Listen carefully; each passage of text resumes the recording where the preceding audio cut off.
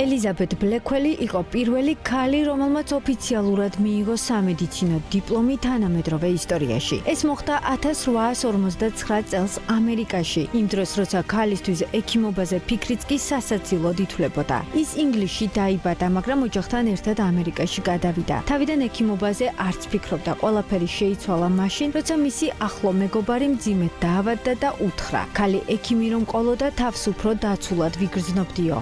ამ ერთმა ფრაზამ მთლიანად შეცვალა ელიზაბეთის ცხოვრება. მან სამედიცინო სკოლებს მიმართა, ყველგან უარი მიიღო. ბოლოს ერთი კოლეჯი დათანხმდა, მაგრამ ირონიულად სტუდენტებმა ჩაატარეს კენჭისყრა და ეგონათ ხუმრობა იყო.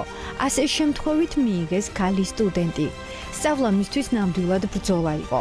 ლექტორები საჯაროდ დასცინოდნენ, სტუდენტები კლასში არ ელაპარაკებოდნენ, ზოგჯერ ლექციებზე დასწრებაც ეკრძალებოდა.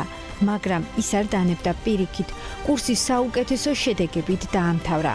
დიპლომის მიღების შემდეგაც კი კლინიკებში მუშაობა არ აცალეს, ამიტომ ელიზაბეთმა გადაწყვიტა თავად შეექმნა სივრცე ქალებისა და ბავშვებისთვის.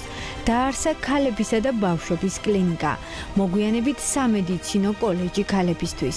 მისი ცხოვრება იყო მტკიცე პასუხი იმ იდეაზე, რომ ქალს ეს არ შეუძლია. დღეს როცა ქალი ექიმი ჩვეულებრივი რამ არის, ამის უკან ელიზაბეთ ბლეკველის სიჩუმეში გადატანილი ბრძოლა დგას.